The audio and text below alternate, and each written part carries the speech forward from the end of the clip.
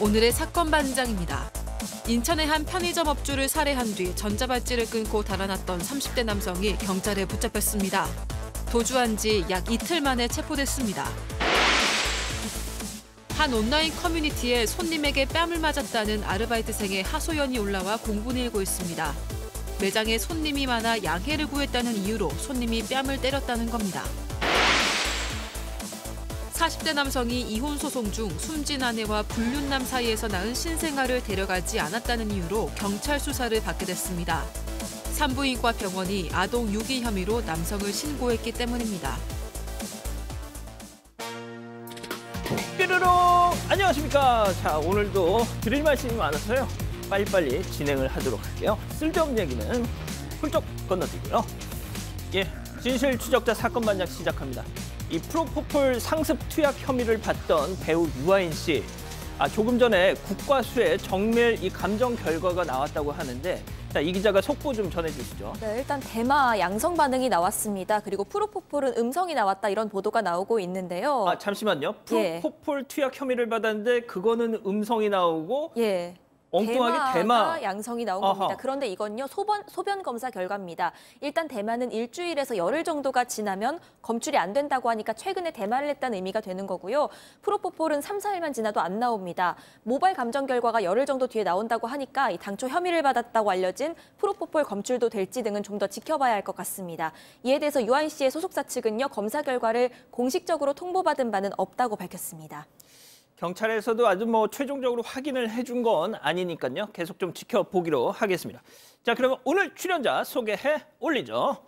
예, 자, 이자연 기자, 박지훈 변호사, 그리고 박상희 소장, 김은배 전 서울청 팀장, 그리고 박준혜 수어 선생님 나오셨습니다. 안녕하세요. 안녕하십니까. 예. 사건 반장 중독성이 너무 강해요 하신 안나님, 마지막 글로벌 픽 시간만 되면 슬퍼요. 왜? 사반이 곧 끝나니까 하신 주시영님. 자, 피해자가 숨어 살지 않는 세상을 만들 때까지 사반 화이팅 하신 권선휘님. 자, 조부모님, 부모님, 그리고 저 3대가 함께 보는 사반 하신 찍님. 오는 2월 18일에 결혼합니다. 우리 엄마 이숙희 여사 똥 치운다고 너무 좋아하세요 하신 김소영님. 자, 회사 지하 주차장에서 문콕에 가래침 테러를 당했어요. 정말 나쁜 사람입니다 하신 박은주님. 맞습니다. 제가 보내주신 불방 영상 봤는데 정말 나쁜 사람이더라고요. 자, 예쁜 고양이 사진 보내주신 김바다님, 원주의 김주하님, 김대경님, 박경아님 모두 사랑합니다. 자, 재미는 물론 의리로 함께하는 아세사반 뉴스에이 육반. 예, 대한민국과 전 세계 동포 가족 여러분의 시선을 모아서 출발합니다.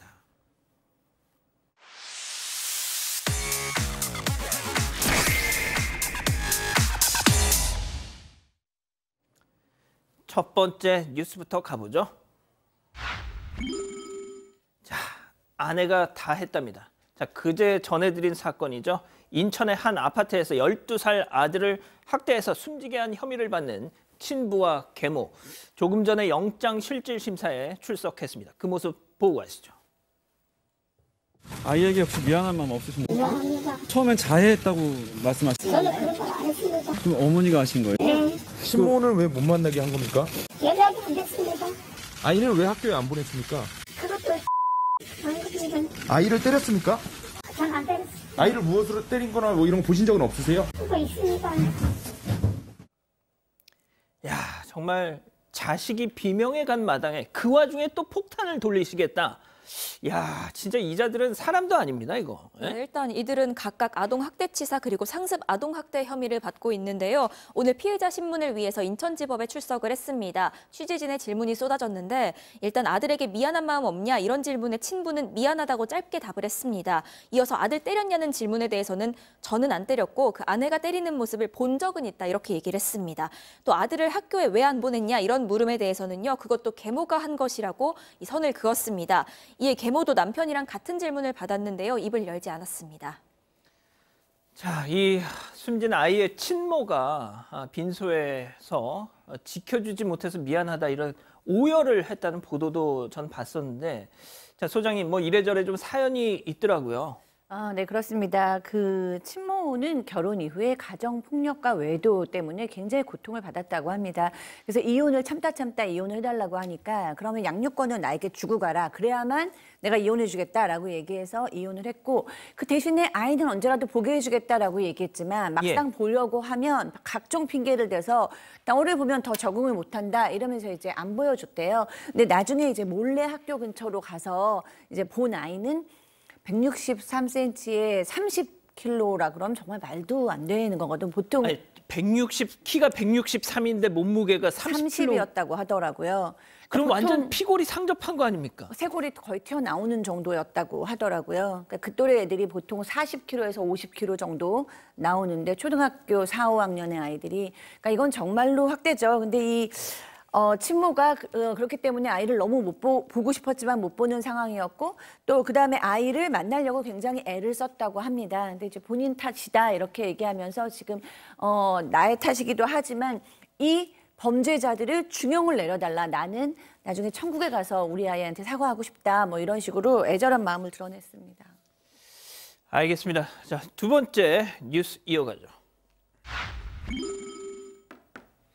얼음 깨져 줄줄이 풍덩입니다. 자, 보기만 해도 위태로운 상황 영상으로 확인해 보시죠. 자, 친구들이 물에 빠졌어요. 신고를 받고 구조대원이 지금 출동을 했는데요. 자, 얼음 위에 서 있는 아이 그리고 이미 빠져서 허우적대는 아이들. 자, 저렇게 구조 장비를 건네고요. 아이들을 하나씩 꺼내고 있습니다. 자, 그런데 저 물에 빠지지 않고 아까 서 있었던 아이. 자, 썰매를 저렇게 밧줄에 묶어서 몸으로 끌어당기면서 겨우겨우 빼내고 있었습니다. 자, 역시 다 구조를 한 건데, 자, 아이들이 전부 물에 빠진 게 아니고 한 명은 서 있던데 이게 어떻게 된 상황입니까? 네, 지난 8일 오후 5시 반쯤인데요. 충남 119 상황실에 친구들이 저수지에 빠졌다 이런 신고가 접수가 됐습니다. 이 아이들이 공을 갖고 놀다가 얼어있는 저수지로 공이 빠지면서 한 명이 공을 주우러 내려간 겁니다. 그런데 얼음이 깨지면서 물에 빠진 거고요. 친구 3명이 이어서 이 친구를 구하기 위해서 따라갔다가 줄줄이 빠지면서 저런 상황이 된 겁니다. 이 소방이 경찰에도 공조를 요청해서 10분 만에 현장에 도착해서 구조 작업을 벌였습니다. 요즘 같은 날씨에 물속에서 10분 이상 막 생각만 해도 막 오들오들 추운데 말이죠. 아이들 상태는 괜찮다고 합니까? 그렇습니다. 요즘 날씨가 풀렸다 하더라도 겨울 날씨이기 때문에 사실은 물속에서 오래 있으면 30분 이상 있으면 위험하거든요. 근데 긴급히 출동해가지고 10분 만에 도착했기 때문에 아이 물에 빠진 3명에 대해서는 구명안을 던져가지고 하나씩 건져냈고 또 한 아이는 서 있지 않습니까? 그 아이는 얼음에 서 있는 이유가 좀 움직이면 또 빠질 수도 있어요. 기민하니까 서 있는데 다행히 그 아이도 썰매를 이용해서 이제 구조를 했는데 처음에 아이들을 구조했을 때 아이들이 이제 그 저체온증을 호소를 했어요. 병원에 이송을 해가지고 치료받으니까 완쾌가 됐습니다. 그래서 집으로 귀가했다고 하는데 요즘 날씨가 풀어졌기 때문에 조금 안심하는 분들이 계신데 호수는 얼음이 얼어도 밑에는 녹았기 때문에 절대로 호수 위에 저렇게 들어가면 안 됩니다. 그렇습니다. 자, 세 번째 뉴스 이어가 볼게요. 상상 초월 무단 횡단 사고입니다. 예측 불가한 무단 횡단자들의 돌발 행동 함께 보시죠. 자, 빗길에 쭉 직진하고 있는데요. 문제없이 직진. 아이고 지금 자 이거 박 변호사님 무단 횡단을 하신 저분도 좀 책임이 있겠지만 불박차 역시도 자 보세요. 거리가 충분히 있었단 말이죠. 거리죠. 예. 근데 여기가 어디냐면 자동차 전용 도로예요. 고가 자동차 전용 도로. 사람이 갈 거라고는 예상하기는 어렵죠. 사실은 이거를 형사처벌을 하거나 묻기가 좀 쉽지 않은데 만약에 다쳤고 과속을 했다 그러면 교통사고 처리 특례법 위반이 될 수가 있는 그런 상황이긴 한데 지금 블랙박 차량 같은 경우는 약간 과속을 한 모양새고요. 비가 오고 있습니다. 안개가 껴 있고 감속을 운행을 해야 됩니다. 원래 같으면 20% 정도. 저기가 50km 시속 그 구간이라면 약 40km 정도로 가야 되는데 지금 보면 한 60km 이상으로 운전했던 걸로 보여서 또 조금만 좀 앞에 전방만 잘 봤다 하더라도 피할 수는 있거나 그러니까요. 정지를 할 수 있었거든요. 책임질 여지가 있지 않을까. 다만 저렇게 사람이 자동차 전도로에 올 거라고는 생각하기 어렵거든요. 맞아요. 보행자가. 그 부분도 막 고려는 될 것 같습니다. 알겠습니다. 자, 또 다른 영상 이어서 보시죠. 자, 직진 신호 받고 잘 가는데 말이죠. 사람. 아이고, 이거 다시 한번 볼게요. 잠깐만. 자, 뭘 주우려는데 몸을 숙였는데, 아우, 세상에. 아니, 뭘 떨어뜨렸는지 모르겠지만, 자, 이 기자, 이거 너무 위험하잖아요. 네, 블랙박스 차량은 보시다시피 굉장히 천천히 운전을 하고 있었는데요. 갑자기 사람이 앞으로 뛰어들어서 충돌을 한 겁니다. 이 부딪힌 사람은 오토바이 운전자였습니다. 뭔진 모르겠지만 뭔가를 떨어뜨려서 이걸 주우려고 했던 상황인 것 같은데 이 예상치 못한 곳에서 사람이 튀어나온 거기 때문에 저 운전자가 피할 수 있는 상황이었을까 싶긴 한데요. 이 책임이 어떻게 나올지는 지켜봐야 할 것 같습니다. 알겠습니다. 자, 네 번째 뉴스 이어갈게요. 오늘의 막무가내입니다. 자, 이게 무슨 얘기일까요? 영상으로 확인해 보시죠. 식사 중 죄송합니다. 자, 주인아, 이거 좀 치워 하니까 저 주인 눈치 쓱 보더니 배수구에 덩을 발로 툭툭 밀어넣고 있습니다. 자, 팀장님, 그래도 이분은 말이죠. 자기 신발에 덩 묻혀가면서 사람들 눈에 안 띄게 한 정도의 수고는 하셨어요. 하지만 그래도 이건 아닙니다. 이건 절대로 아닙니다. 이제 9일 전 SNS에 올라온 건데 내용을 보게 되면은 그 반려견을 데리고 나갔으면 이제 배변을 보거든요. 그러면은 비닐이라든가 종이 가져가서 그걸 치워야 되는데 불구하고 저분은 좀 막무가내로 발로 툭툭 차가지고 배수기에 떨어뜨렸어요. 배변을. 그럼 저거는 처벌을 받습니다. 경범죄 처벌법상으로 보게 되면은 10만 원 이하의 벌금, 구류, 과료를 처할 수도 있고 동물보호법을 적용하게 되면은 50만 원 이하의 과태료를 처할 수 있어요. 그러니까 그 처하는 게 문제가 아니라 양식이 있어야 될 거 아닙니까? 자기가 반려견을 키우게 되면은 반려견에 대한 배변, 그런 배설물은 본인이 가서 치워야 되지. 저렇게 하게 되면은 물론 본인이 처벌받는 것도 그렇지만 양심이 없는 사람으로 찍히게 됩니다. 자, 이번엔 또 다른 사진으로 만나보시죠. 자, 딱 봐도 과적 트럭 금방이라도 쏟아질 듯 위태. 자, 저 길게 내려온 그물망에 이미 번호판은 안 보입니다. 실종이 됐어요. 자, 앞으로 가볼까요? 앞으로 가보시죠. 아니, 도대체 주차 고깔은 왜 달고 다니? 자, 이 혹시 매드맥스 악당 임모탄이 타고 있는 건 아닐까요? 자, 박 변호사님. 네. 한 가지 부탁 좀 드려도 될까요? 국산차? 차는, 들어보세요. 네. 차는 국산차이지만 이거는 외국에 수출한 차다. 고로 여기는 외국이다라고 크게 좀 불러주십시오. 여기는 코리아, 한국입니다. 죄송합니다.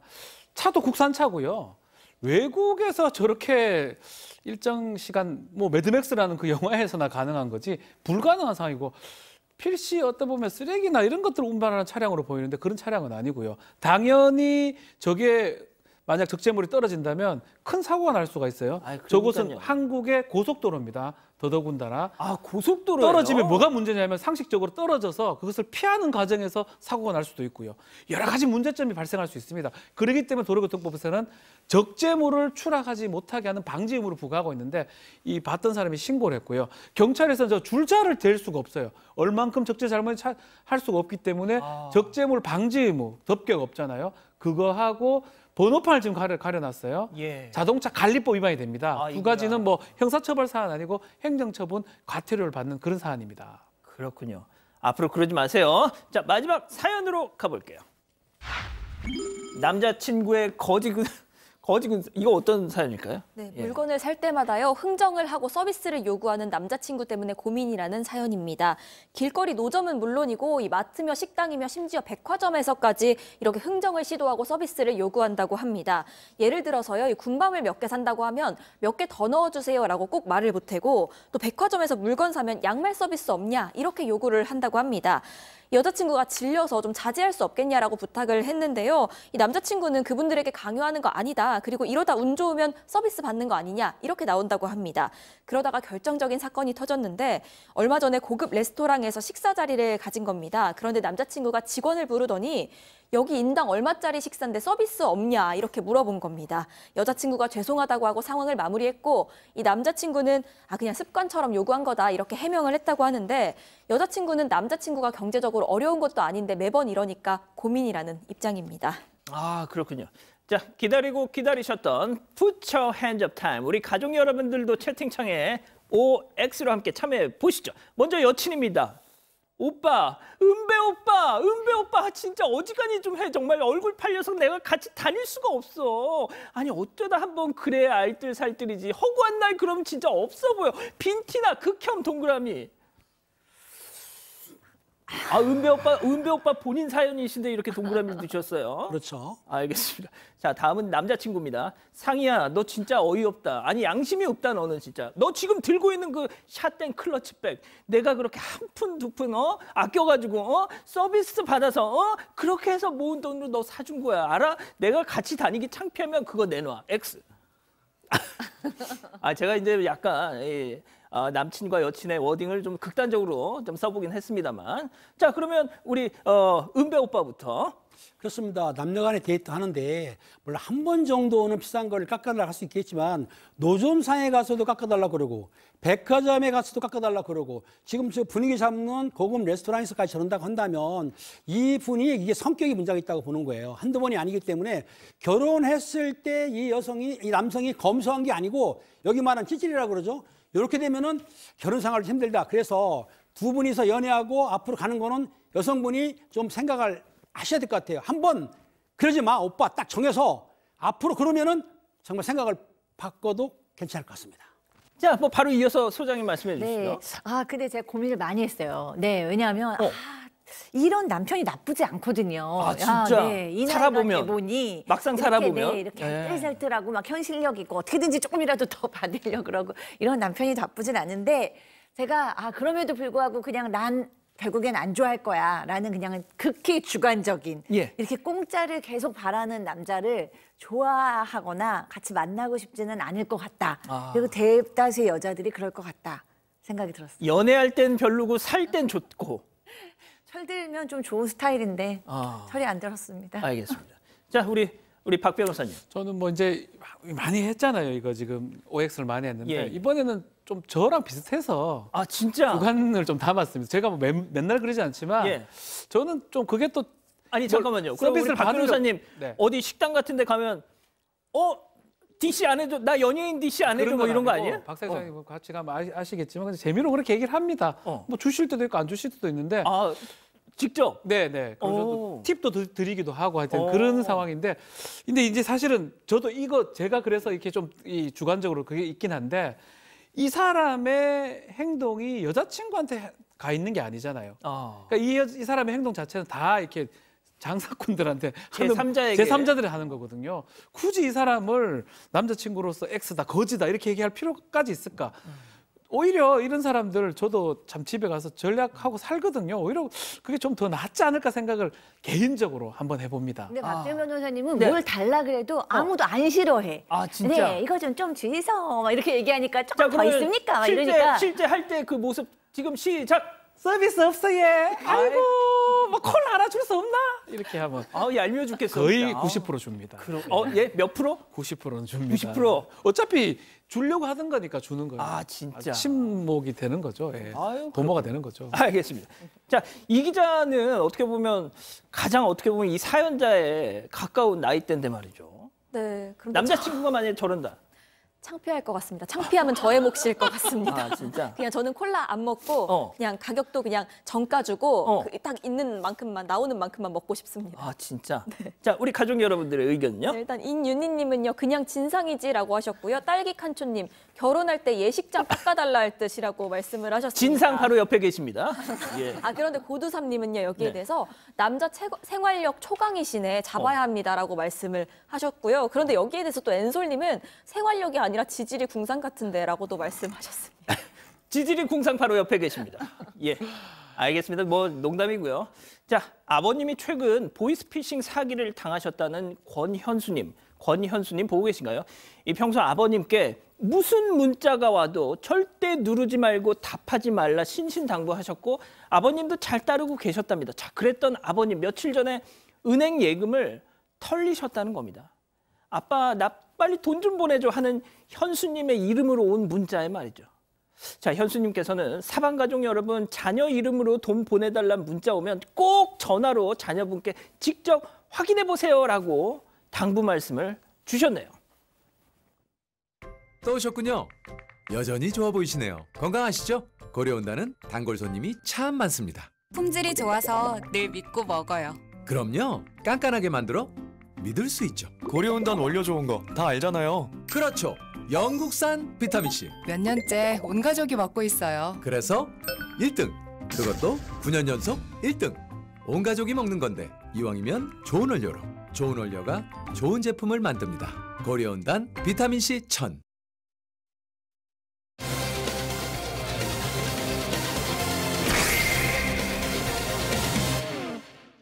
인천의 한 편의점 업주를 살해한 뒤 전자발찌를 끊고 달아났던 30대 남성이 경찰에 붙잡혔습니다. 도주한 지 약 이틀 만에 체포됐습니다. 어떻게 붙잡혔는지 따라가 봅니다. 자, 잡혔습니다. 어디서 잡혔습니까? 네, 경기도 부천에서 결국 검거가 됐습니다.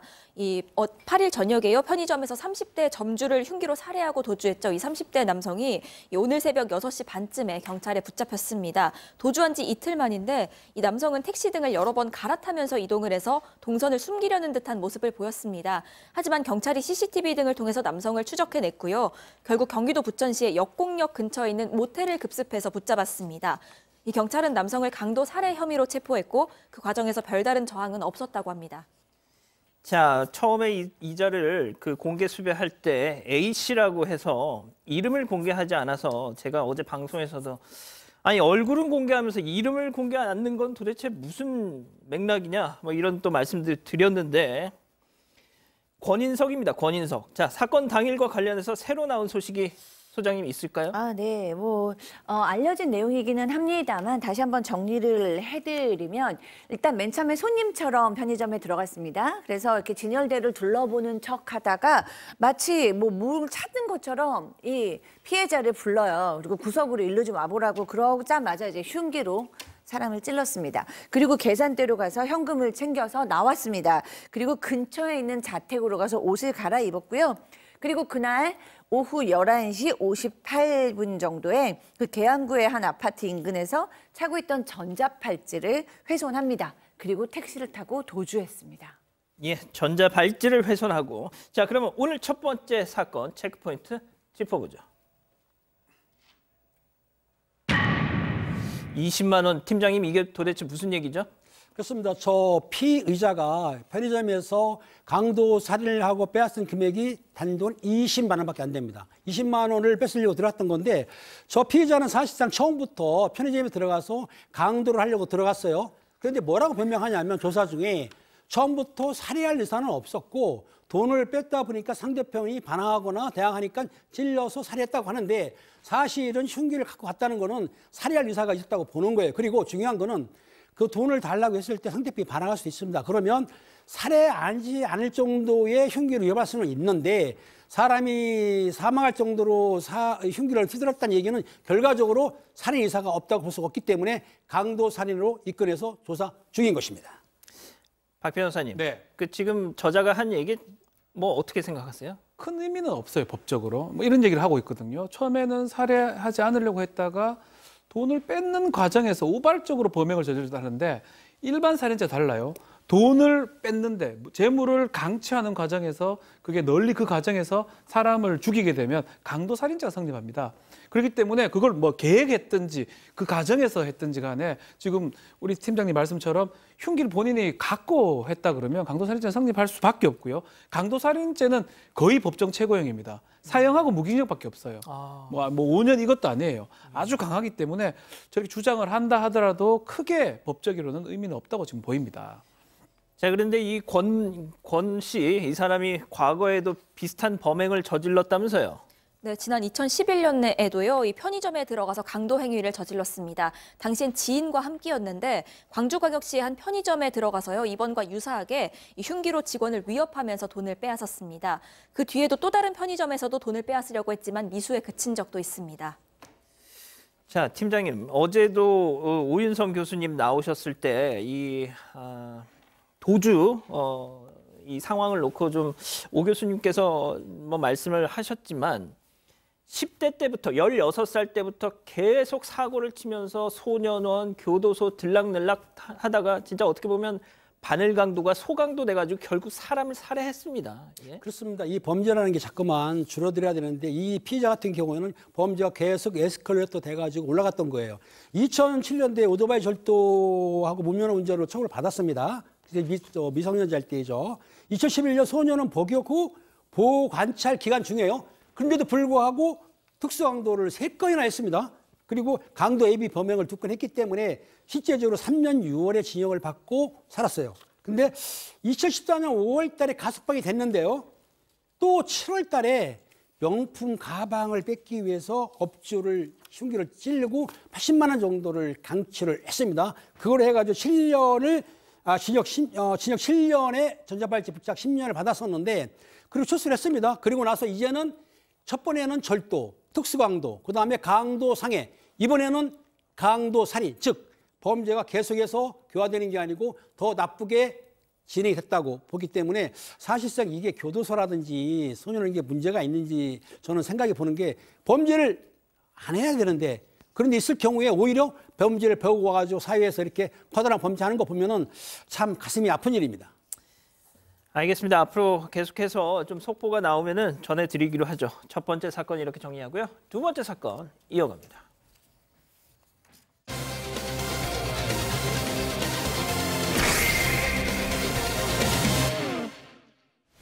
한 온라인 커뮤니티에 손님에게 뺨을 맞았다는 아르바이트생의 하소연이 올라와 공분이 일고 있습니다. 매장에 손님이 많아 양해를 구했다는 이유로 손님이 뺨을 때렸다는 겁니다. 무슨 일이 있었던 건지 알아봅니다. 자, 참 듣다 보시면 많은 공분이 자낼 수밖에 없게 하는 그런 사건입니다. 자, 이 기자가 좀 설명 좀 해주시죠. 네, 온라인 커뮤니티에서 처음 화제가 되기 시작을 했는데요. 손님 갑질, 알바하다가 손님한테 뺨을 맞았습니다. 정말 죽고 싶습니다. 이런 내용의 영상과 글이 올라왔습니다. 영상에는요, 정장 차림의 저 남성이 앞치마를 두르고 있는 아르바이트생에 저렇게 뺨을 때리는 장면이 고스란히 담겼습니다. 영상 속 아르바이트생이요, 너무 어이가 없고 이대로 넘어가는 게 너무나 분해서 인터넷에 해당 손님의 행태를 알리고 싶다면서 글을 올린 이유를 밝혔습니다. 자, 손님이 알바생의 뺨을 때렸습니다. 왜요? 소장님. 네. 이 아르바이트생에 따르면은 발생한 날은 지난해 11월인데요. 그때 이제 직원들의 휴무가 끼어 있어서 이 식당이 너무 바빴다고 합니다. 근데 또 하필이면 이날 주변에서 축제가 열렸어요. 근데 코로나 이후에 첫 열리는 축제이기 때문에 일손이 너무 부족했어요. 왜냐하면 사람이 너무 많았거든요. 마지막 자리에 정장을 입은 이 사람이죠. 이 때린 사람의 이런 일행이 그 자리에 앉았는데 이 아르바이트생이 정중하게 얘기를 했습니다. 저희가 오늘 일손이 너무 딸려서 지금 이렇게 앉으셔도 한 20분 정도는 좀 음식을 드리기가 어렵습니다. 그러니까 좀 많이 기다려 주시거나 아니면 좀 기다리시기 어려우면 저희가 지금 서빙하기는 어렵겠습니다. 라고 얘기를 했더니 이 해당 손님이 여기 지금 나 여러 번 오는 건데 이따위로 얘기를 하냐. 일단 기다릴 테니까 빨리빨리 준비를 해라. 이렇게 얘기했다고 합니다. 자, 이날이 어떤 날이었냐면요. 코로나 때문에 3년 만에 부산 해운대에서 게임 축제 지스타란 그 게임 축제가 저 근방에 열렸습니다. 그때 사람들이 얼마나 많이 왔는지 무려 그 지스타 그 행사장에 입장을 하려고 14시간 동안이나 줄을 섰어야 할 정도로, 그러니까 당연히 식사 때가 되고 이렇게 되면 그 주변 상가들이 얼마나 북적북적 됐겠습니까? 자, 그런데 20분 정도 좀 기다려 주세요. 손님도 오케이 했습니다. 자, 그런데 5분도 채 지나지 않아서 이 알바생을 불렀다는 거 아니에요?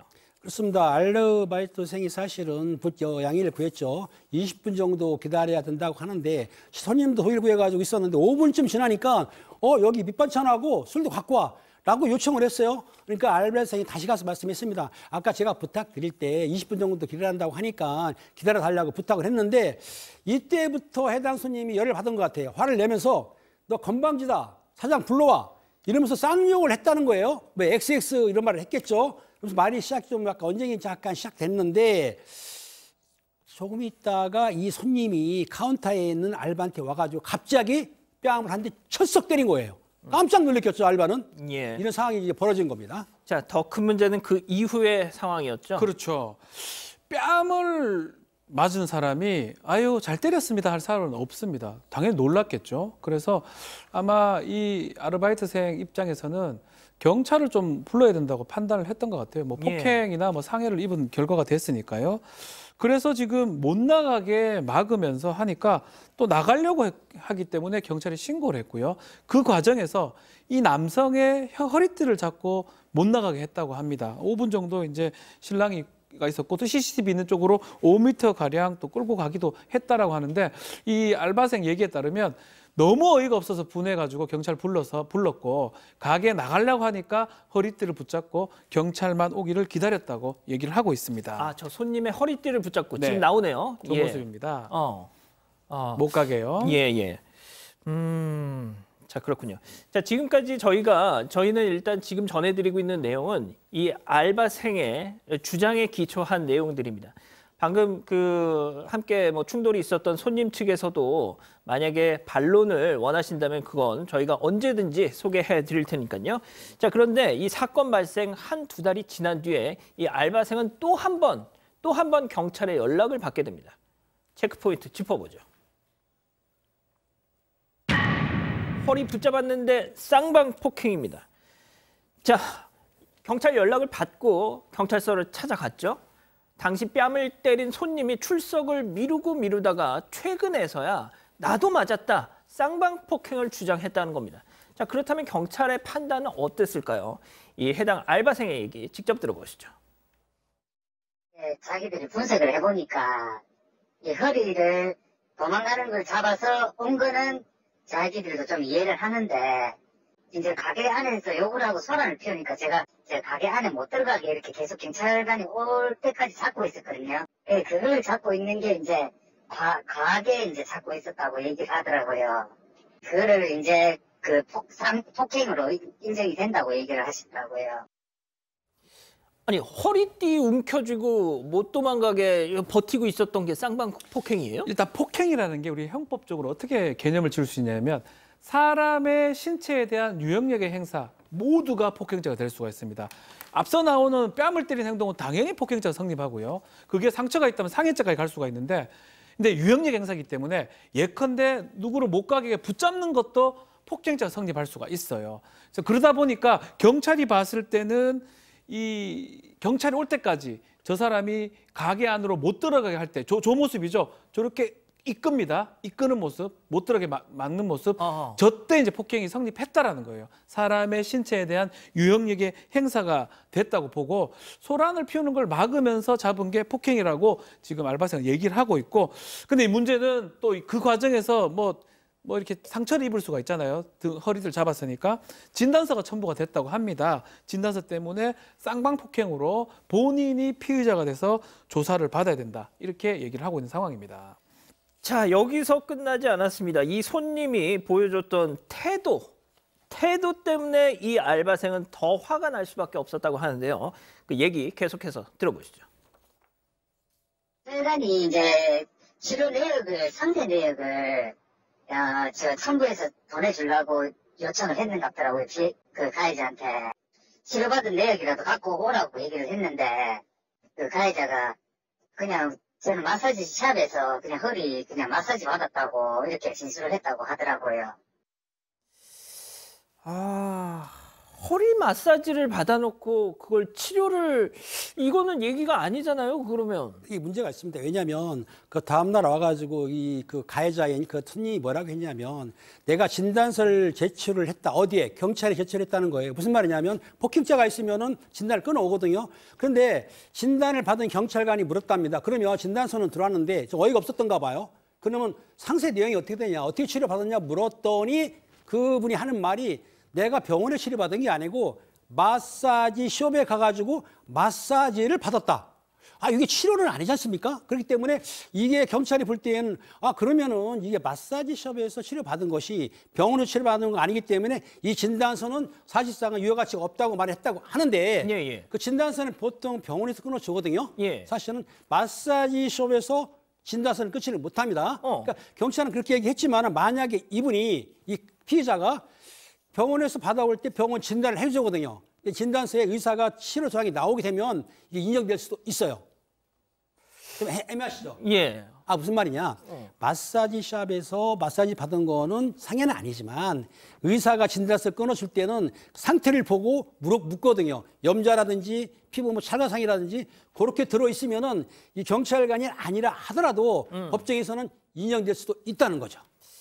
아, 자 그런데 소장님, 네. 이 알바생이 말이죠. 네. 저희 제작진을 통해서 이 손님한테 네. 꼭 전하고 싶은 메시지가 있다라고 특별히 좀 언급을 해달라고 뭘 네. 전하셨다면서요? 그렇습니다. 그래서 제가 좀 이제 대언을 해보겠습니다. 어떠한 폭력도 정당화될 수가 없으며 자기 기분을 상하게 했다는 이유가 폭력의 사유가 될 수 없다라는 말을 전하고 싶었고 또 지금 폭력과 포원을 가한 이유가 있었다며 합리화시키는 손님의 모습은 말이 되지가 않는다. 어찌됐든 사람의 뺨을 때린다는 것은 굉장히 모욕적인 일인데 이에 대해서 사과하고 용서를 구하는 것이 사람이면 해야 할 도리라고 생각한다라고 밝혔고요. 마지막으로 인광보, 나쁜 짓을 하면 어떻게든 꼭 돌려받는다고 생각하며 두 번 다시는 갑질을 하지 마십시오라고 전하고 싶다고 밝혔습니다. 자, 박 변호사님께 네. 제가 마지막으로 좀 여쭤볼게요. 뭐 어떤 분들은 이거는 좀 중립 기여를 놓고 봐야 된다라고 말씀을 하시는데 솔직히 아니 세상에 저 허리춤 붙잡았다고 만약에 그게 폭행이면은 저분은 일상생활을 어떻게 사십니까? 제가 좀 드리고 싶은 말씀이 그거예요. 예전에는 사실은 영상이 없기 때문에 말로 해가지고 내가 뭘 했다고 하면 과하게 묘사가 되기도 하는데 지금은 영상이 지금 다 나와 있어요. 그러니까요. 이 사건 상식에 기반해 봅시다. 맞아요. 뺨 때린 거하고 못 가게 잡은 거하고 과연 이것을 같은 어떤 범죄로 봐가지고 처벌하는 게 맞는지. 뭐 저는 지금 저도 뭐 법을 공부하는 사람이고 법을 하는 입장에서 법적인 잣대를 했을 때 기계적으로 하면 그 말이 맞을 수 있지만 실질을 좀 따져봤을 때는 저는 이 알바생한테 뭐 저는 어떤 다른 욕이나 이건 잘 모르겠습니다. 명상만 봤을 때는 저것을 폭행으로 입건한다. 정당한 행위라고 봐야 되지 않나 싶기도 하고요. 현행범 체포한 격이잖아요. 뺨 때린 사람. 그래서 좀 경찰에 아니면 수사기관의 사법 적용이 부적절한 거 아니냐 이런 생각을 해봅니다. 그러니까요. 알겠습니다. 앞서도 말씀드렸지만 그 손님 있잖아요. 뺨 때린 손님. 만약에 왜 니들 일방적으로 그렇게 저쪽 얘기만 들어줘라고 생각하신다면 저희한테 연락 좀 주세요. 자, 이 정도로 정리하고요. 세 번째 사건 이어갑니다.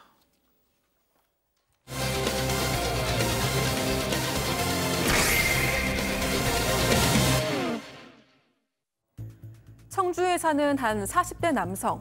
이혼 소송 중인 아내와 별거하면서 딸 셋을 홀로 키우고 있었는데요.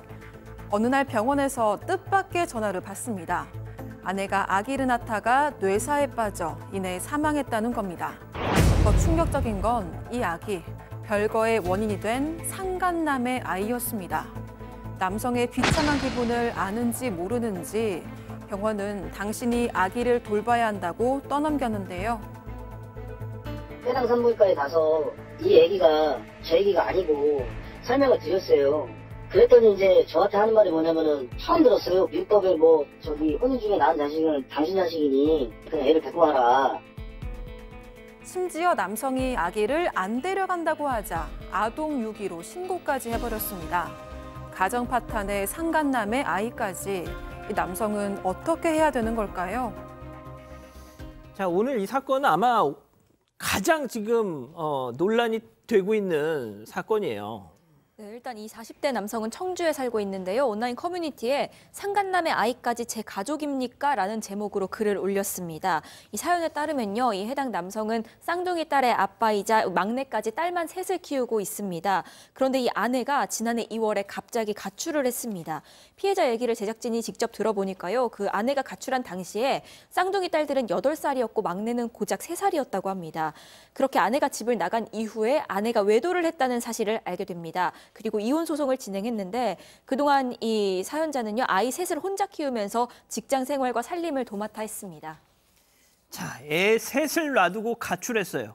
그냥 집만 나간 게 아니라 알고 봤더니 외도를 하고 있었답니다. 그렇죠. 자, 그걸 어떻게 한 거예요? 자, 외도를 한 게 어떻게 알게 됐냐면 이 아내가 이제 어떤 사람이 연락이 왔는데 금팔찌 같은 걸 본인 거를 갖고 있는 거 연락이 와가지고 CCTV를 확인해 보니까 자신의 집에서 이제 뭐 불륜 행각이나 했던 것을 확인을 했던 겁니다. 지난해 2월 10일에는 이 상간남하고 특히 아내가 나갔는데 가면서 금팔찌하고 차도 갖고 갔고 이 부분을 경찰에 신고를 했는데 결국은 금팔찌도 그렇고 차도 그렇고 아내가 이 공동 재산이기 때문에 이것을 갖고 처벌할 수 없다 해서 고소는 지금 취소한 그런 상황입니다.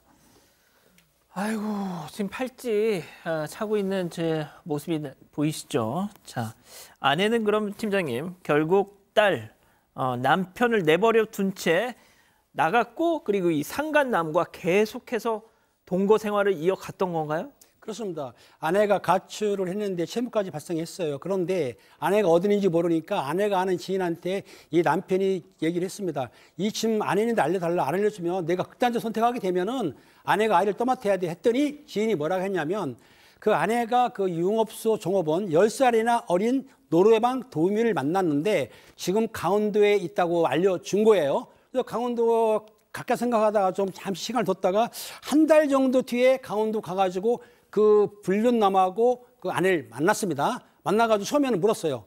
이 불륜하냐? 아니라고 했는데 이 남성이 뭐라고 했냐면은 어차피 인정하게 되면은 이혼해 주겠다. 그랬더니 그때서야 부인이 이혼을 그 불륜 사실을 시인을 했습니다. 근데 둘이 살림 차리고 있기 때문에 이 남성은 사실은 화나지만은 그래 둘이 잘 먹고 잘 살아라. 나는 이혼하면 된다. 라고 해서 이혼 소송을 한다고 하고 그걸 떠나와가지고 이혼 소송을 하게 된 거죠. 자, 들으신 것처럼 이 남편분은 야, 그래, 야, 니들끼리 살아. 대신 난 이혼 소송 한다라고 통보를 하고 그렇게 있던 찰나에 정말 충격적인 또 소식을 듣게 되는 거잖아요. 네, 여태까지도 충격적이었는데 앞으로는 정말 충격적입니다. 어느 날 전화를 받았어요. 산부인과에서 전화를 받았는데 뭐라고 얘기하는 거냐면 아내가 사망했습니다. 라고 아이고. 얘기를 하는 거예요. 그래서 깜짝 놀라서 이게 어떻게 된 상황이지? 예. 그랬더니 아내가 아이를 낳으려고 이제 병원에 가서 아이를 낳았어요. 그리고 회복실에서 7시간을 있었는데 갑자기 뇌사 상태에 빠졌습니다. 그리고 결국에는 사망을 한 거예요. 이것만으로도 정말 너무 놀랍잖아요. 그런데 병원에서 뭐라 그러냐면 그래도 남편이시니까 이제 병원비 얼른 내주시고요. 아이도 데려가세요. 라고 얘기한 거예요. 그래서 남편이 저 남편 아니고요. 아이도 제 아이 아닙니다. 왜냐하면 자기 아이 아니라는 확신이 있었어요. 주변에 소문도 들었고. 아하. 그랬더니 병원에서는 그래도 남편이니까 무조건 아이 데려가고 돈 내라고 막 그러더니 결국에는 이 남성이 이제 뭐 자기 아이 아니니까 이제 안 내고 시간이 지났겠어? 그랬더니 이 아이에 대해서 아동 유기로 경찰에 신고를 한 거예요. 그 전에 남편은 이 아이와 이 친자 확인을 했는데 뭐 당연히 친자 불일 판정도 받았습니다. 근데 병원에서는 아동 유기로 고소를 했고 그다음에 시청의 아동과에서도 빨리 아이 출생 신고를 하라라고 연락이 왔다고 합니다. 자, 들으신 것처럼 내 아이가 아닌데 내 아이가 아닌 아이를 낳다가 법적인 내 부인이 사망을 했습니다. 그랬더니 병원에서 이거 당신 아이니까 빨리 데려가. 이거 그래서 내 아이가 아닌데 제가 왜 책임을 져야 했더니 세상에 아동 유기. 자, 이게 참 법이라는 게 말이죠. 참 답답합니다. 지금부터 한번 들어보시죠. 체크포인트 짚어봅니다. 자, 과학도 무시하는 악법으로 잡아봤는데요. 이게 어떤 얘기인지 일단 남편분의 얘기 한번 들어보시죠. 친구가 우리 집에서 금팔찌도 제 것도 훔쳐갔는데 그것도 신고해도 그것도 무혐의고 우리 애들 몸을 안 잡아가지고 우리 애들이 기분 나쁘다는 얘기를 해서 그것도 아동 성추행으로 걸었는데 그것도 무혐의 나오고 제 차를 갖고 쳤는데도 그것도 무혐의 나오고 과태료는 나한테 다 떨어지고 그걸 참고 참았는데 개인 채무자도 나한테 다 오고 그것도 참고 참았는데 이제는 애까지 저한테 이제 그거고 경찰서에서 물어봤더니 걔한테는 할 수 있는 게 아무것도 없다 그러고 시청에서도 걔한테는 할 수 있는 게 아무것도 없다 그러고 아니 지금 이건 해도 해도 너무하지 않습니까 솔직히. 뭐예요 박 변호사님 이게. 이게 참 우리 민법 규정이 문제입니다. 거의 뭐 1960년대에 만들었던 민법 규정이고 그 규정은 뭐냐면 혼인 중에 태어난 아이는 그 아이의 그러니까 그 부인의 남편의 아들로 자녀로 추정한다는 조항이 있어요. 이게 친생자 추정 규정인데요. 추정이 된다는 건 뭐냐면 특별한 사정이 없는 한 그 아이로 본다는 거예요. 그때는 뭐 유전자 감식 기술도 없었기 때문에 예. 이게 막 내 아이 아니다 이런 말 나올까 봐 둘이 결혼한 사이에서 태어났다면 특별한 사정 없으면 아닌 아이라고 보는 거고 그것을 만약에 아니게 만들면 친생 부인의 소라고 재판을 제기해야 됩니다. 친생 부인의 소는 남편이 아내에게 제기를 해야 돼요. 그래서 아주 법적인 요건이 엄격한 소송을 제기한 다음에 이겨야지만이 이 아이가 내 아이가 아니다라고 할 수 있는 규정을 둔 건데 그 규정이 바뀌지 않고 있기 때문에 근데 지금은 사실은 하루아침에 확인이 가능해요. 머리 뽑아서 검사해 보면 빠를 땐 5시간 만에 결과가 나오거든요. 그런데 그렇다고도 지금 규정이 남아있기 때문에 재판을 통해서 지금 해야 되는 상황이고 재판을 통해서 하지 않으면 결국은 아빠로 계속 추정이 되는 겁니다. 아이고야. 자, 병원은 그렇다 치고 그 시에서도 지금 뭐라고 한다면서요? 네, 일단 청주시는요, 이 아이를 추후에는 피해 아동 쉼터에 맡기더라도 일단은 이 남편에게 출생 신고를 해달라 이렇게 설득을 하고 있습니다. 청주시 관계자에 따르면 또 그럴 만한 이유가 있는 게요, 출생 신고를 해야지만 법원에 친자 부존재 확인 청구 소송을 할 수 있습니다. 그렇게 판결을 받아야지만 시에서 양육시설 위탁을 위해서 이 아이의 호적을 만들 수 있다. 뭐 이런 설명입니다. 아니 뭐 이렇게 어려워? 아니 박 변호사님 그냥 유전자 검사해서 아버지가 분명히 있는데 그 사람 그냥 끌고 와가지고 야 네가 책임져 할 수는 없어요? 그냥 민법의 844조 규정 아버지 추정 규정을 바꿔야 됩니다. 이게 있는 이상은 그 규정대로 가면 친생 부인호소라는 어려운 재판 절차를 거쳐서 바꿀 수밖에 없고요. 그걸 하기 전까지는 아빠로 그냥 계속 봐버리는 거거든요. 아빠기 때문에 신고도 본인이 해야 되는 그런 이상한 결과가 되는데 지금은 사실은 과학적으로 금방 확인이 가능합니다. 더더군다나 아직 남편 얘기에 따르면 이게 지금 모르는 아이도 아닙니다. 이 아이 때문에 상간남의 아이기 때문에 집안이 쑥대밭이 됐기 때문에 아이고. 자기 입장에서는 이 아이를 어떻게 할 수가 없다라는 거 충분히 공감이 되는 부분이거든요. 그럼에도 불구하고 지금 현행 법상으로는 아동 유기죄라든지 성립할 가능성이 있기 때문에 이 부분은 아마 경찰이나 수사기관에서도 고민을 좀 할 겁니다. 왜냐하면 법적으로는 성립할 수 있지만 이거를 과연 처벌할 수 있을까요? 이 부분을 봐야 될 것 같습니다. 자, 그런데 이 남편분을 고통스럽게 하는 건 또 있다고 합니다. 직접 들어보시죠. 경찰청에서 쪽지가 와가지고 상간남의 얼굴을 노출을 어느 정도 됐기 때문에 상간남의 피해가 2차 피해가 우려되기 때문에 게시글을 삭제해달라 그래요. 나는 보호해준 사람이 나는 억울해가지고 죽건데 나는 보호해준 아무도 없고 걔는 나라고 보고 걔는 다 보호해줍니까? 저는 보호해준 사람 아무도 없어요. 저는 뭔 전생에 뭔 죄를 졌는지 모르겠지만 저한테 왜 그러시는지 모르겠어요. 왜 아니시겠습니까? 자, 오늘 사건 이렇게 정리하고요. 별별 상담소 이어갑니다.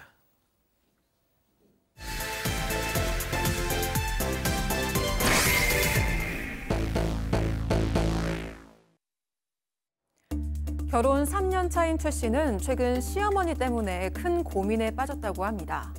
맞벌이인 최 씨 부부는 아직 아이가 없어서 경제적으로 넉넉한 편인데 이를 아는 시어머니가 최 씨에게 자꾸 뭔가를 요구하기 시작한 겁니다. 처음엔 호텔 뷔페가 먹고 싶다, 오늘 갈비찜이 먹고 싶은데 배달해달라 이런 사소한 부탁을 했지만 최근엔 점점 선을 넘어서 300만 원이 넘는 명품 가방이나 고가의 화장품 세트를 요구한다고 하는데요. 심지어 돈이 부족해서 거절하면 사줄 때까지 매일 연락을 한다는 시어머니. 도대체 최 씨가 어떻게 하면 시어머니의 무리한 선물 요구를 멈출 수 있을까요? 예, 오늘 이 사연도 말이죠. 우리 사반 가족분께서 직접 이거 제 고민 좀 들어주세요 하시면서 제보를 해주셨습니다. 시어머니가 자꾸 뭔가를 요구한다. 자, 이 최 씨 부부, 뭐 좀 부자인가요? 일단 부부는요, 이 남편은 공기업에 다니고 이 아내는 프리랜서입니다. 아내 수입이 상당히 괜찮은데 오히려 남편 벌이보다 괜찮은 면이 있다고 합니다. 그런데 이 지금 당장은 이 아이가 없어서 여유가 있는 거지 아이를 낳게 되면 당분간은 남편이 외벌이를 해야 하잖아요. 그렇게 되면 생활이 넉넉할 것 같지는 않다는 이 설명입니다. 최 씨 부부는요, 2년 뒤에 아이 계획이 있습니다. 그렇기 때문에 맞벌이인 지금 저금을 굉장히 많이 해둬야 하는 상황이고요. 아하. 시어머니는 이 상황을 다 아는데도 계속해서 뭔가를 요구하시는 겁니다. 언제부터 이렇게 땡기기 시작하신 겁니까? 처음 결혼 준비할 때는 서로 별로 이거 예단이나 예물 이런 거 없이 좀 어떻게 보면 편하게 했던 것 같은데 결혼한 이후에 좀 얘기를 많이 한 것 같아요. 예를 들어서 시어머니가 아이고 저 TV 보니까 야 갈비찜이 나온다잉. 야 저거 내가 막 시켜 먹는 걸 못하니까 네가 좀 시켜주면 어떻겠노? 라고 끊습니다.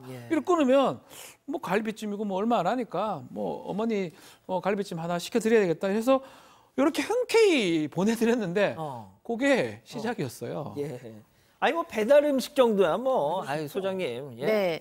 근데 그게 그 정도가 아니에요. 왜냐면은 맨 처음에는 가끔 한번 이러시더니 어느 날 일주일에 한 번 정도, 일주일에 뭐 한 2번 막 이렇게 늘어나는 거예요. 근데 생각해 보세요. 한 끼에 3만 원만 돼도 일주일에 2번이면 한 달에 8번이라 그러면 20만 원이 훌쩍 넘어가요. 그것도 살림하는 여자한테는 부담스러울 수 있잖아요.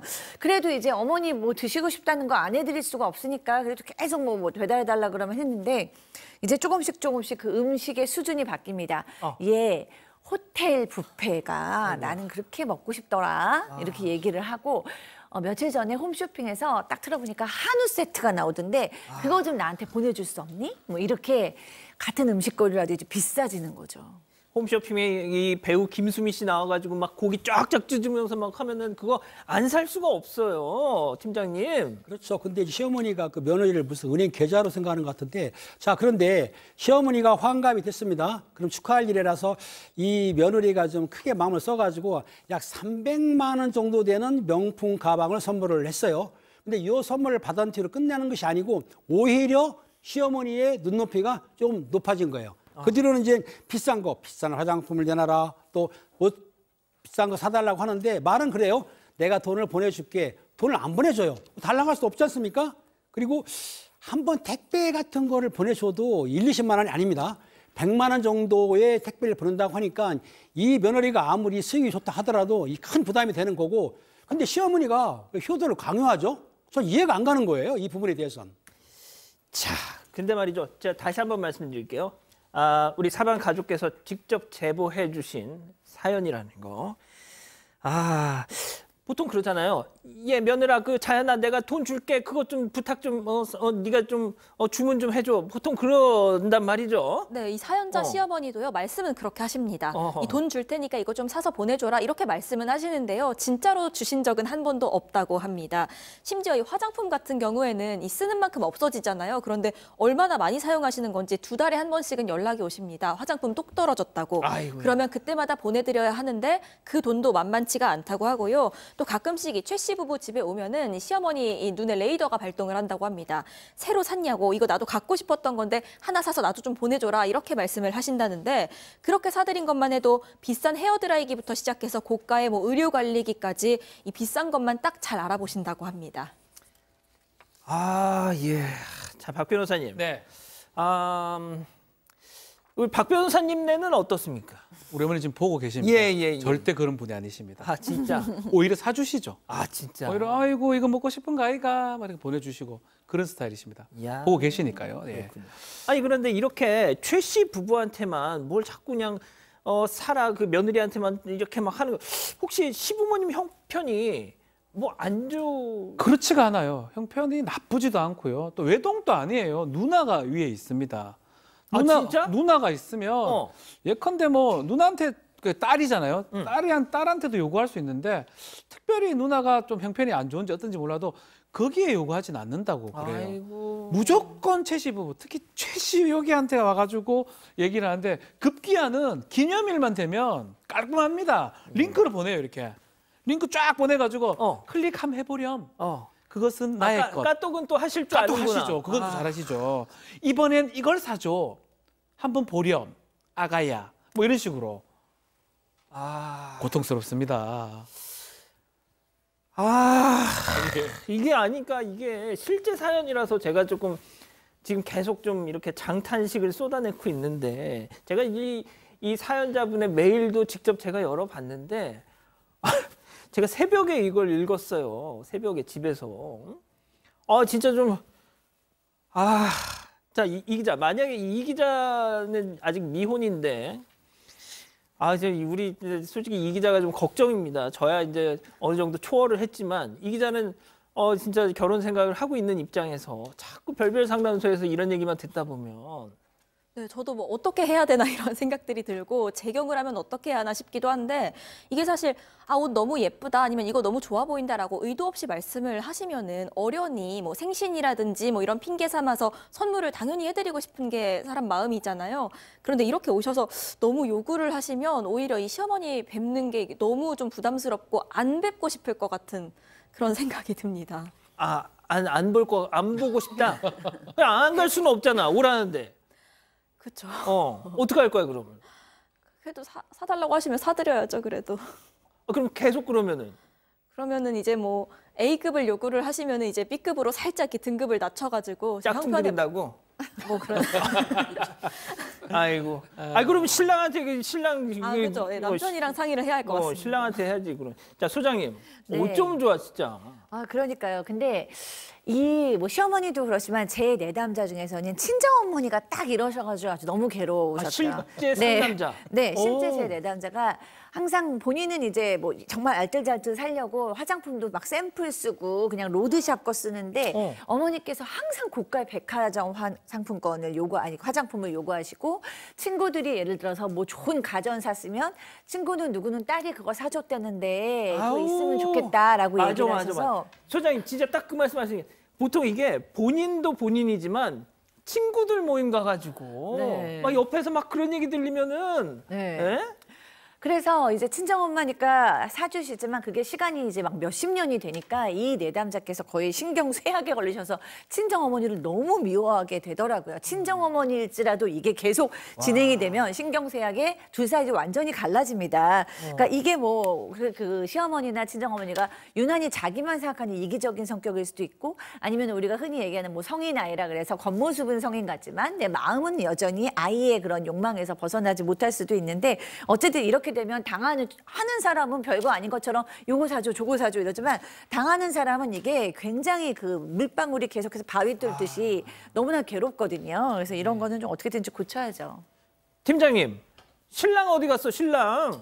신랑이 조정을 해야 되는데 신랑은 자기 부모한테 잘하니까 신경 안 쓰는 오히려 속으로 흐뭇하게 웃고 있겠죠. 그런데 기분 나쁜 건 이게 아니에요. 이 태도가 기분 나쁜 게 아니고 이 신랑이 자기 친정이 하는 거에 문제가 있는데 뭐라고 하냐면 그 최 씨 부모님이 생일 같은 데에 이제 선물을 사가게 되면 그 신정에서 그 최 씨 부모님들이 야 너네가 뭔 돈이 이런 거 왜 사오니 그냥 사오지 마 니네 돈을 모아 라고 해가지고 물건을 안 받았다는 거예요. 그러면 제가 남편 같으면은 몰래 용돈을 만들어가지고 몰래 들으면 되는데 이 남편은 그렇게도 안 해요.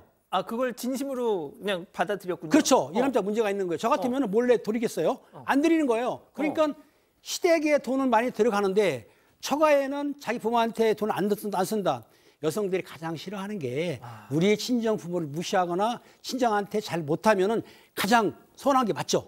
그럼요. 이거를 남편이 조정을 못한 거예요. 남편이 문제가 있다. 라는 봅니다. 야, 이건 진짜 호의가 계속되면 이게 권리인 줄 아는데 말이죠. 네, 그런데 이제는요, 이 시어머니가 자기 걸 요구하는 걸 넘어서 형님네 선물까지 요구를 하기 시작을 합니다.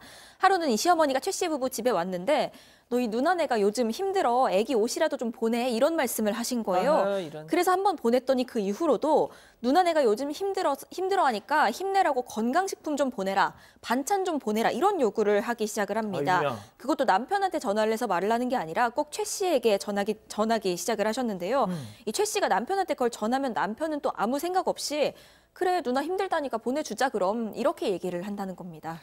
박 변호사님, 이 위기를 어떻게 하면 좀 아까 이자연 기자도 그랬잖아요. 오라면 가야죠. 그랬잖아요. 그렇죠. 어떻게 좀 끊을 수 있습니까 이거를? 그래서 돈 없어요. 그리고 전화도 좀 안 받고 이렇게 좀 해봤어요. 최 씨 입장에서는. 한 번은 안 받을 수 있어. 계속 오는데 문제는 계속 전화를 합니다. 아이고 이런. 뭐가 필요할 때마다 전화를 계속해요. 계속 해가지고 2번, 3번 안 받는데 4번째 받잖아요. 안부를 일단 묻어요. 아이고 별일 없니? 시작은 안부로. 요새 전화를 왜 잘 안 받노? 아니 뭐 건강 어떠노? 하면서 갑자기 또 비교를 합니다. 누구랑? 그 엄마 알지? 걔들 엄마 그 가방 들고 다니던데 아이고 나는 가방이 없다. 이거 웃잖아. 며느리가 그거 사줬다 하던데. 이렇게 얘기를 합니다. 그러니까 친구 모임 가가지고 비교를 하는 겁니다. 그러니까. 누구 며느리는 예를 들어서 얘기를 하니까 바로 사주는데 우리 며느리도 그랬던데 지금은 아닌 것 같기도 하고 이렇게 끊어버립니다. 그러면 어쩝니까? 얼른 사서 보내라는데 보내야지요. 고통스럽습니다. 알겠습니다. 자, 그러면 이쯤에서 별별 상담소 오늘의 궁금증 짚어보죠. 툭하면 이것저것 사달라는 시어머니, 안 사주면 시도 때도 없이 연락을 합니다. 이거 어쩌면 좋겠냐고 실제 우리 사반 가족분께서 토로를 하셨어요. 고민을. 자, 팀장님부터 시작해 보시죠. 그렇습니다. 이 며느리하고 시어머니의 관계가 물론 이렇게 좋지는 않겠지만 시어머니한테 직접 대놓고 연락하지 마세요. 물건 안 보내요. 이러면은 부부싸움도 되고 시집하고 사이가 벌어지면 문제가 돼요. 물론 그럼요. 나중에 시집이 돈이 많아가지고 유산을 상속할지는 모르겠지만 그건 별개로 하고 가장 중요한 거 남편을 교육을 시켜가지고 남편이 중간에 들어서서 시어머니의 그런 행동을 막아야 되는 것이지 며느리가 막으면 안 됩니다. 제 생각에는 남편을 교육을 시키세요. 아니면 압박을 하세요. 남편이 중간에 서가지고 시어머니의 그런 행동을 못하게 해야 된다고 봅니다. 자, 소장님. 네, 남편을 교육을 시키는데 네. 그게 안 돼, 뜻대로. 그러면 어떻게 해요? 아니, 남편이 좀 타협은 봐야 합니다. 근데 저는 이거를 이렇게 바꿔서 한번 이해해 봤어요. 툭하면 이것저것 사달라는 아이 안 사줄 때마다 웁니다. 어떻게 하죠? 이런 거. 근데 이런 부모님들이 애들이 맨날 뭐 사달라고 울고 떼쓰고 누워서 막 안 가고 이럴 때 엄마들 교육할 때 이렇게 하라고 해요. 룰을 정해야 된다. 이걸 사주기는 하는데 딱 사주는 날은 너의 생일. 크리스마스 그리고 뭐 어린이날 딱 이때만 사줄 수 있으니까 네가 갖고 싶은 건 그때까지 생각했다가 엄마한테 얘기하면 그때까지 참는 거야. 이렇게 얘기를 해주고 금액은 얼마 정도로 알려줘야 돼요. 그래서 저는 이거 계속 사주다 보면 소장님 그러면 시어머님한테 어머님 어버이날 때까지 참는 거야.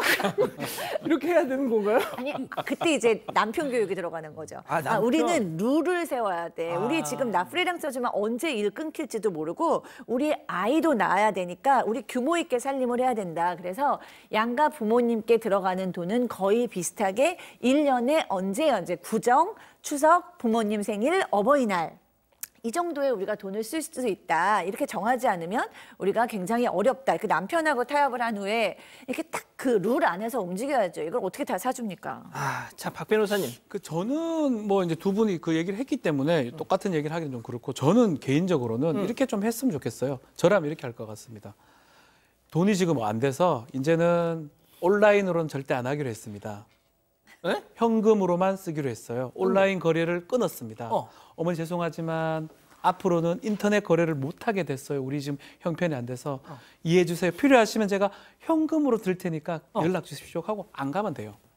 집으로 찾아오면 어떻게? 집으로 찾아오면? 그 생각을 못했네요. 아이 뭐야? 뭐야? 근데 현금 달라고 하진 않겠죠. 짜증나잖아 갑자기. 집에 올 거 생각 못했는데 현금 달라고 하진 않을 것 같은데요. 현금 달라고 하면 이 정도 노력이면 집으로도 찾아오셔. 어머니 돈이 지금 봐요 1,000원짜리 2개 있습니다라고 현금으로 좀 하시면 어떨까요? 자, 이 기자, 우리 가족 여러분들 가족 별로 참고할 내용이 아닌 것 같아. 변호사님이 내신 것보다 더 좋은 의견을 내주셨습니다. 진짜? 박순기님 비롯해서 많은 분들이 남편 카드로 사주면 다 해결된다고 말씀을 하셨고요. 좋은 대안이에요. 가장 이야, 그 방법이 몰래 이렇게 딱 해가지고. 이런 방법이 있었습니다. 그걸 왜 몰랐을까? 이외에도 담비맘님은 오늘은 거지근성 특집인가요? 라고 말씀하셨고요. 세련 할배님 아들 도로 가져가라고 하세요. 라고도 말씀하셨습니다. 자, 제가 마지막으로 정리를 신랑 카드를 몰래 이렇게 꼭 좀 기억해 주셨으면 좋겠네요. 자, 별별 상담소 이렇게 정리하고요. 글로벌 픽 이어갑니다.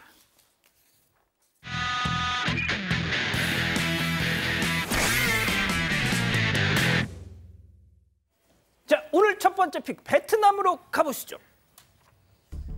네, 차 한 대가요 도로를 가로막고 있습니다. 경찰들이 와서 운전자에게 차를 갓길에 세우라고 하는 것 같은데요. 운전자는 경찰의 말을 듣고 차에 올라탑니다. 갓길로 차를 옮기려는 듯 후진을 하는데 저렇게 후진을 하다가요 갑작스럽게 엑셀을 밟아서 도망치려고 하는 것 같습니다. 올라탔어요. 예, 경찰이 차 위로 올라타서 황급히 막아보는데요. 운전자는 경찰을 매단 채로 심지어 역주행까지 해서 저렇게 도주해버렸습니다. 어떻게? 네, 운전자는 경찰을 매달고 무려 2km나 달렸습니다. 달리던 중에는요, 앞서 달리던 오토바이를 치기까지 했습니다. 오토바이 운전자는 그 충격으로 도로에 굴러떨어졌습니다. 그러고도 이 차량은 멈추지 않았습니다. 이 경찰관도요, 얼마 가지 못해서 결국 도로에 떨어집니다. 차는 눈앞에서 사라졌지만 일단은 다친 오토바이 운전자와 이 경찰을 병원으로 이송해야 했습니다. 네, 이 운전자요, 알고 보니 술을 마시고 운전대를 잡았던 겁니다. 경찰들에게 처음 제지를 당했을 때는 길을 잘못 들었다 이런 핑계를 댔는데 뭔가 이상한 낌새를 느낀 경찰이 음주 측정을 요구했다고 합니다. 순순히 따르나 했는데 다시 차에 올라탄 순간 차 문을 잠그고 저렇게 도주해버렸던 겁니다. 이 운전자는 도주하고 몇 시간 뒤에요, 경찰서에 직접 찾아왔다고 합니다. 자수하기 위해서였습니다. 60대 남성이었는데요. 이 운전자는 결국 공무집행 방해 혐의로 기소됐다고 합니다. 아유, 그렇군요. 자, 다음은 미국으로 가보시죠. 네, 경찰들이 한 남성을 바닥에 눕힌 채로 수갑을 채워서 건물 밖으로 끌고 나가는 모습입니다. 경찰차에 타면서 이 남성은 2023년에 미국에서 일하기 참 힘들다라면서 쓴웃음을 짓는데요. 이 남성, 한 매체의 기자였습니다. 얼마 전에 발생한 열차 탈선 사고 관련해서 기자회견이 열렸는데 이 기자를 포함해서 많은 기자들이 취재를 위해서 찾았던 겁니다. 그런데 회견이 시작될 때쯤에 이 기자가 중계를 시작했습니다. 1분가량 진행을 했는데 일단 중계 영상 보시죠. And it's being addressed right now by Governor Mike DeWine, who just stepped up to the podium behind me. Originally on Friday night, there was a controlled release of these chemicals as well. And we're actually being told right now that we need to stop broadcasting because this news conference is behind us and we're in the command center. 네, 그런데 경찰과 방위군이 이 중계 중인 기자를 뭔가 탐탁지 않다는 듯이 쳐다봅니다. 주변을 맴돌기도 하는데요. 카메라를 향해서 손가락질도 합니다. 중계가 끝나자마자 바로 기자에게 다가가서 몸을 치기까지 하면서 항의하는 모습입니다. 이거 왜 이러는 거예요, 도대체? 이유가 황당합니다. 기자회견 하는데 소음이 된다는 겁니다. 당시 상황도 한번 보시죠. I am allowed to be here. Out the doors. Out the doors. Other media right here. I'm going to listen. I don't care. You're going to walk out the door. I'm going to listen. You're going to walk Do out not the door. touch me. Come on out, sir. You're going to walk out the door, or you're going to jail. I am doing my job. 아니, 이게 뭐야? 네, 이런 말다툼이 계속 이어지니까 경찰들은 기자의 팔을 당기면서 끌어내기 시작을 합니다. 어떻게. 크게 저항하지도 않는 기자를 막무가내로 쓰러뜨려서 수갑을 채우려고 합니다. 여기 미국 맞아요? 네, 맞습니다. 체포 혐의는요, 불법 침입 그리고 무질서한 행동이라고 하는데요. 기자회견을 방해한 것도 아니고 그냥 정보를 전달한 것뿐인데 저렇게 손목에 수갑을 차게 된 겁니다. 해당 기자회견을 열었던 주지사는 이 상황에 대해 자신은 알지 못했다고 했습니다. 그리고 확실히 잘못된 일이고 본인이 승인한 일은 아니라고 했습니다. 기자는 다행히도 석방이 됐고요. 이후에 방송에 나와서 내 일을 하려고 노력했다. 그것이 민주주의를 보호하고 사람들이 정보를 얻을 수 있도록 돕는 일이다라고 했습니다. 아유, 그렇군요. 자, 다음은 튀르키예로 가보시죠. 자, 처참히 무너진 자네들 사이에서 고양이 울음소리가 들려옵니다. 달려가 보니까 무거운 콘크리트 벽 아래 갇힌 고양이가 울면서 애초롭게 쳐다보고 있는 상황이죠. 구조자가 막대기를 이용해서 고양이 주변에 있는 자네들을 좀 치우기 시작했는데요. 고양이는 다행히 구조가 되었고 이불 속에서 또 안정을 취했습니다. 털이 다 뽑힐 정도로 심하게 다친 다리는 급하게 남아 면으로 지금 감싸놓은 상황입니다. 아유, 얼마나 무서웠을까요? 네, 자네들 사이에서 고양이 한 마리 구조되는데 또 커튼을 부여잡고 나오지 않으려는 모습이 보여요. 희둥그러진 눈으로 건물 안을 계속 쳐다보면서 왜냐? 바로 그 안에 자신의 주인이 있었기 때문입니다. 어떡해. 무거운 철근이 덮친 이 고양이 또 앞발을 버둥거리면서 나오려 애써보는데 이것도 속수무책입니다. 구조대원 여럿이 붙어서 고양이를 구조하는 데 힘을 써보는데요. 대지진으로 많은 인명피해가 난 이곳에서는 사람들뿐만 아니라 이렇게 잔해 속에 파묻힌 강아지, 고양이들도 구조가 되고 있는 상황입니다. 아유, 세상에 자기 주인이 있다고. 아유, 참. 자, 다른 현장에서는 구조된 한 고양이가 축 처진 채 구조대원 품에 안겨 있는 모습인데요. 구조대원은 고양이의 입과 코에 산소를 씌워주면서 심장을 계속 주물러 줍니다. 천만다행 의식이 돌아온 고양이, 주인의 품에 다시 안길 수가 있었습니다. 고양이뿐만 아니라 강아지도 잔해 더미 속에서 묻혀 고개만 내민 채 구조대원이 주는 물을 허겁지겁 마시고 있고요. 강아지가 움직이다 행여나 뾰족한 철근에 찔릴까 꼭 부여잡고 천천히 자네들을 잔해를 치우면서 이내 무거웠던 잔해를 속에서 강아지가 빠져나옵니다. 견주도 현재 지진 피해로 병원에 있어서 당분간 이웃들이 이 강아지를 돌봐줄 것이라고 합니다. 대지진 이후에 아직도 크고 작은 여진들이 이어지고 있고요. 현재 사망자가 2만 명이 넘었습니다. 더 늦지 않게 모든 생명이 희생되지 않고 기적적으로 구조되기를 바라겠습니다. 그렇습니다. 튀르키예에서 계속 기적이 이어지길 바라면서요. 자, 사랑하는 사건반장 가족 여러분, 따뜻한 주말 보내시고요. 저희는 다음 주 월요일에도 별이 6개 판, 4반 6반 저녁 6시 반에 다시 옵니다. 자나깨나 코로나 조심, 안녕히 계십시오.